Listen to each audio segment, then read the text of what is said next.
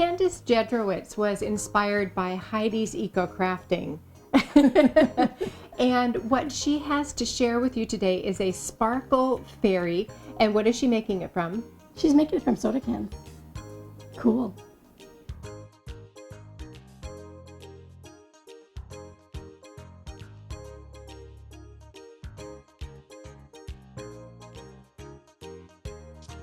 Thanks, Tiffany. Hi, everyone.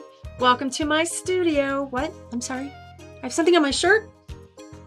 Oh, it's just a fairy. A little fairy. I didn't mean to scare you. I started out making these tiny fairy pins, which I just love. They're so adorable. And I wanted to show how I made them, but these are so small and I have to work so close. I don't think you'd be able to see the details. So I came up with a larger version that can be hung in a window and be all sparkly when the sun hits it. That's where I'm going to start. I'm going to show you a large version. And that requires a can. And like Eco Heidi Borchers shows us, I started cutting the can open with a craft knife, and now I'm going to finish with a pair of scissors.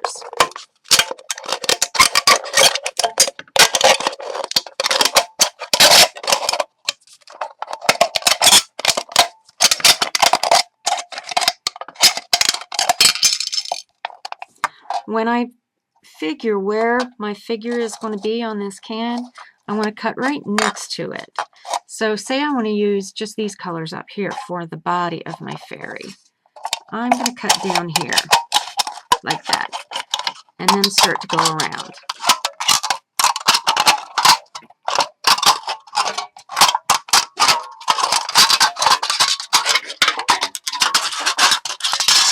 And the reason for that is most of this is going to be my wings. Let me show you. The wings take up quite a bit. So I want to have the color that I want to use for the body, because see how tiny the body is, and then the rest of the can for that. And I already have a tiny body piece cut out, and I'm going to shape it. I want to keep the bottom fairly wide, and it's kind of going to be a flower shape, like a skinny little tulip that I'm going to scallop down here.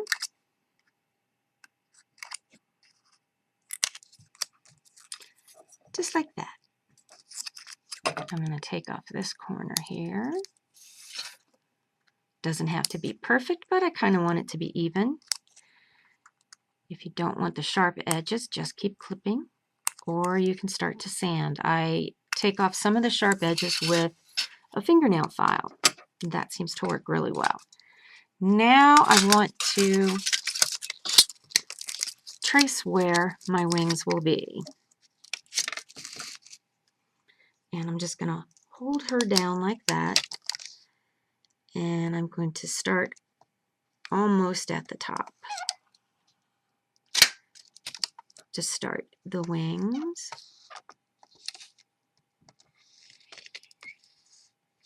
And if they're not even, you can certainly trim them.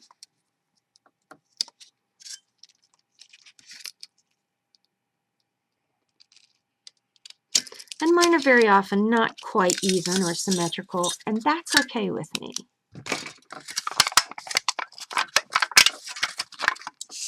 Now I'm going to cut this out. I'm going to start over here. And I'm going to cut inside of the red because I don't want the red showing on my wings.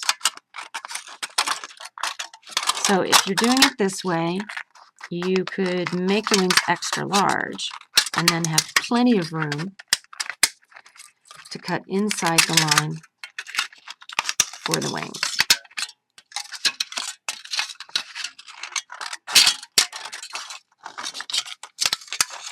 And the reason that I came out at the top was I want my headpiece with its attachment wire to go through both the wings and the body for extra strength.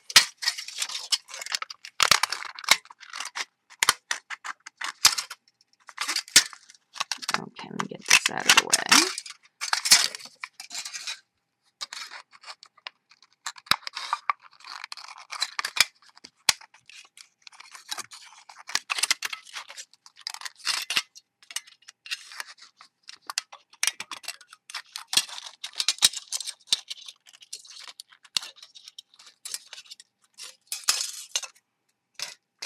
So let's check this. Yep, I think that's fine. Here are my wings all cut out. And now what I want to do is give them a little bit of texture. So I'm going to use something soft. It's the back side of a sanding sponge. And I'll do it this way so you can see. I'm going to take a pencil and just draw a straight line down one of the wing parts and do some kind of veiny things coming off of the center line like the dragonflies have.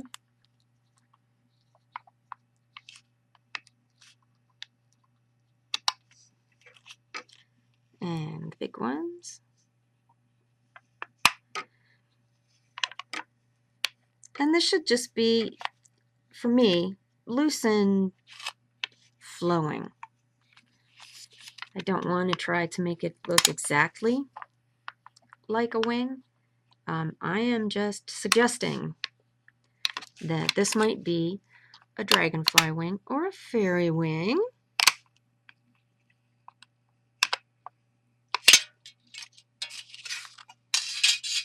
And there they are, pretty as you please.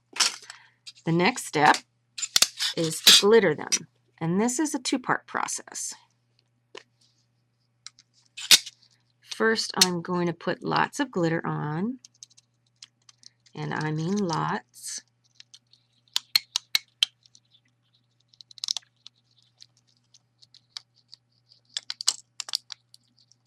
Oodles and oodles. And now I'm going to hold it down and spread it out to the edges. And the reason I do this, the reason that I want to have a single fairly thick layer is because glitter glue won't stick to metal. So I want to be able to peel the whole thing off and glue it back on with a metal glue.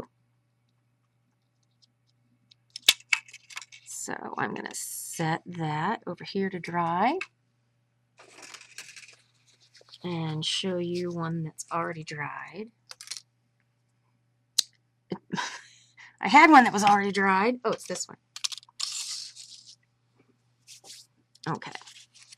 So I've already loosened this up, but you'll see it comes off very easily. And of course, if you didn't want it to, it would be peeling off.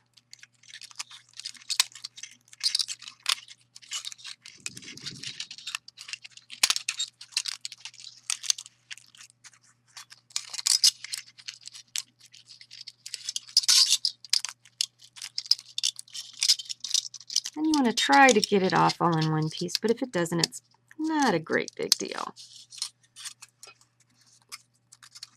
This one seems to be having trouble in it. It might have had a place where there wasn't glue.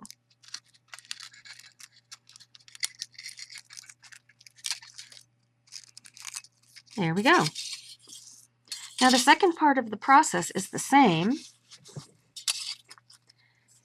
except that you'll do it with a good jewelry glue. This is what I used. That's so pretty. It's too bad it wasn't a little stronger so that you could just use it by itself. Here's one that I have already glued. And now I want to attach its little body like that. The one hole that they will share, the wings and the body, will be right at the top. And that's where the wire for the headpiece will go through. So I'm going to hold those together and give it a punch with my, oh, I don't know, that's about a 1/16 of an inch, I think.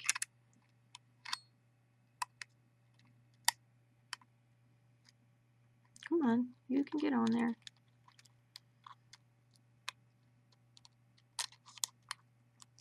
There we go. Double check your position. And you want to give it a good 1/4 inch from the edge. And the reason for that is when you're bending the wires, wrapping them around, that will tear very easily, and you don't want that. Okay, so now I'm going to put in the holes for my arms,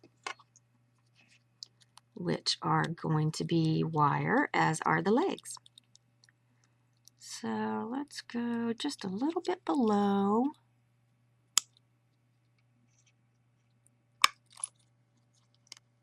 The hole for the head. And they're close together, but that's okay. They just shouldn't be right on top of one another. And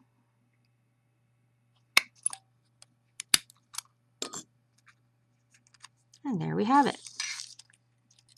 So now I have the holes for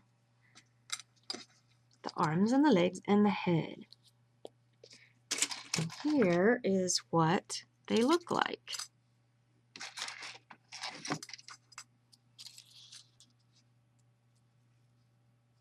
This way. So they all look about the same. Now for the head, I'm using a much longer wire. It's probably at least 1 foot.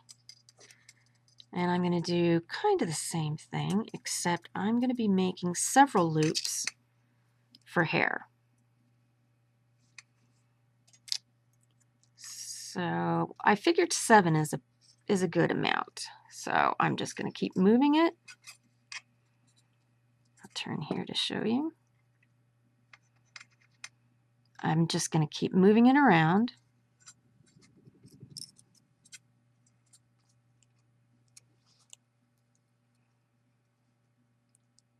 And making loops. You don't want them to be too far away from one another.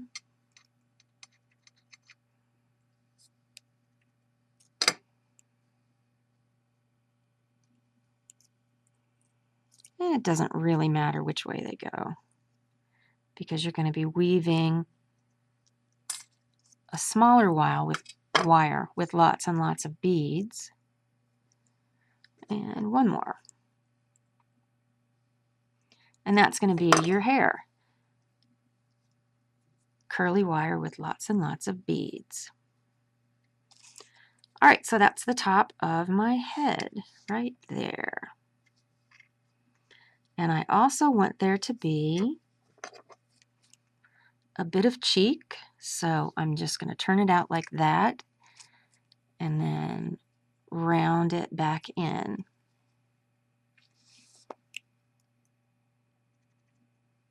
Turn it out and just kind of swing it around there. And here's where I'm working on the shape of my face. Try to hold it so you can see it. That looks pretty good. Got something weird going on with the hair on that side, but that's okay. All right, I'm going to say right about there. So I'm going to give those 2 wires a twist. And I'm just going to hold it in place there. Poor lopsided headed little thing. One more twist, because I don't want that proportion to change. But if it does, I can certainly go back and bend a little more.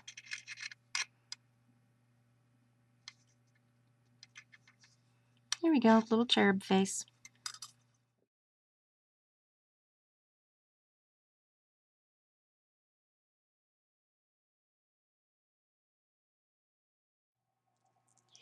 Yes, the fairies are amassing at my house. I've gathered quite a few of them, I hope you enjoyed the larger version of these little guys, and I hope you'll check out my written tutorial, which will show you how to make the pins and how I like to put a special treat on the back of each pin just for the wearer.